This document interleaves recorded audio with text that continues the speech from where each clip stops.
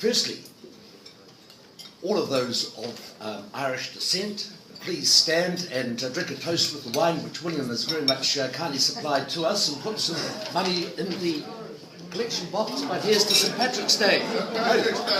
St. Patrick's Day.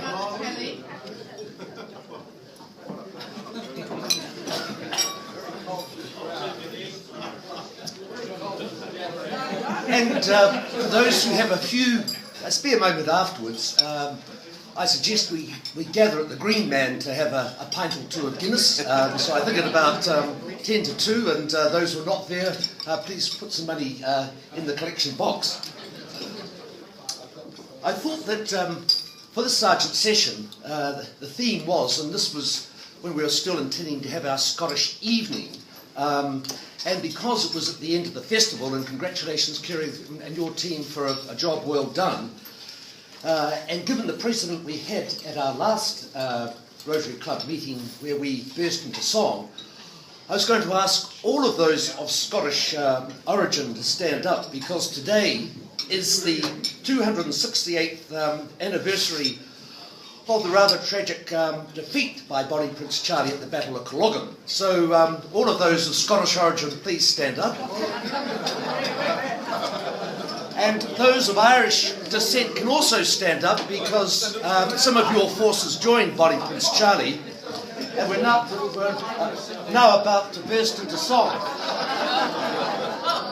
Oh, speed, Bonnie, board like a bird on the wing, on with the sailor's cry, carry a lad that's born to be king, over the sea to sky. Loud the winds howl, loud the waves roar, thunder that's rend the air. Baffled our foes stand on the shore, for they will not dare roar. Well, I think we'll just sing the second last verse, because this has reference to Culloden. Many the lad fought on that day, filled with a flame of goodwill. When the night came, silently lay, dead on Culloden's field. Oh, speed, Bonnie boat, like a bird on the wing, on with the sailor's cry. Carry the lad that's born to be king, over the sea to sky. Congratulations, everyone. A round of applause. For those who didn't stand up and weren't of Scottish or Irish origin, please pay up for that lunchtime entertainment. But just a reflection on Bonnie Prince Charlie, and just a couple of points about there. As I said before, 268 years ago, quite a remarkable story. April the 16th, 1746, defeated by which English general? Anyone? Any clues there as to the English general who finally thrashed poor old Bonnie Prince Charlie and his band of Highland supporters? Prince William. Prince William. Duke of Cumberland. Pay up, William.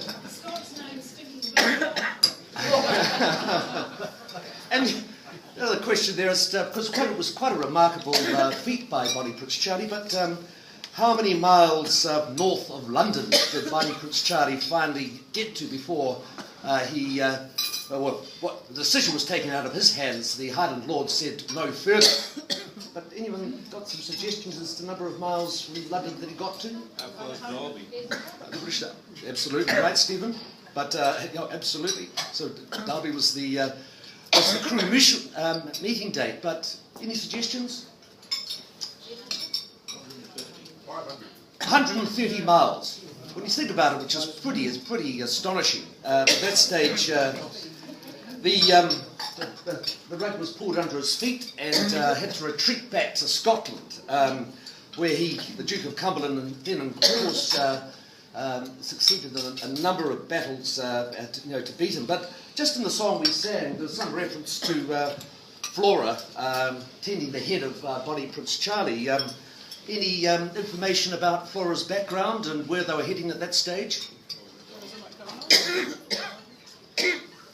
No, we're getting warm. We were in Scotland, but we're heading Royal Bonnie Bulls. Where were we heading? Running off to France. No. Well, actually, this was an intermediate stage, Stephen, before we got to France. It was Flora MacDonald who helped Bonnie Prince Charlie, who was disguised, and this is why we needed the Irish to be up as well, Irish ancestry. Bonnie Prince Charlie was disguised as an Irish maids person as they journeyed to the Isle of Skye, where he was hiding from the Duke of Cumberland and others. And so just to bring the story to an end after that, because really that was quite significant, because it ended the power of the Highland Lords, with, and of course then led on to a remarkable transformation for Scotland, which we'll deal with in a moment. But just finally dealing with Bonnie Prince Charlie, where did he finally end up? Any clues?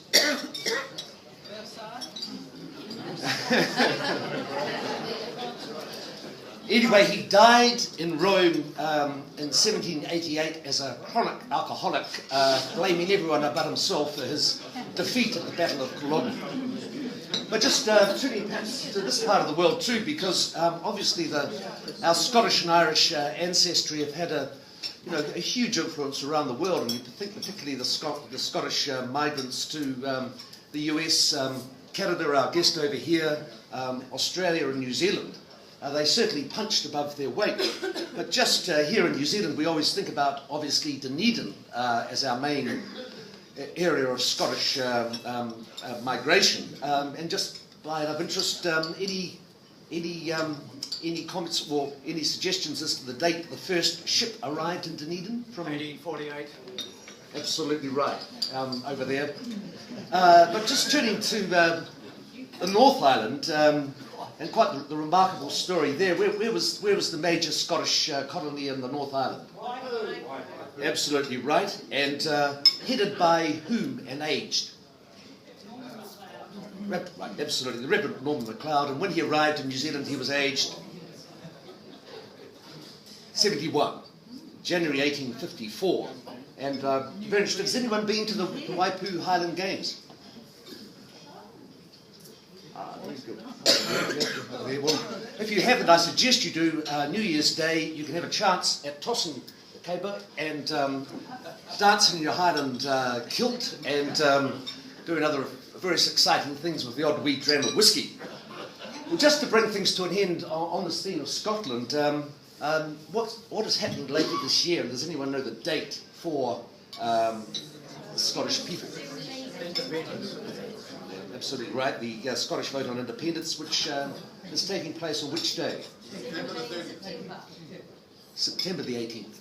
September the 18th. And on that note, hopefully, particularly after the song, those who haven't paid up, could you please make another contribution to the bowl, and thank you for your attention. Thank you.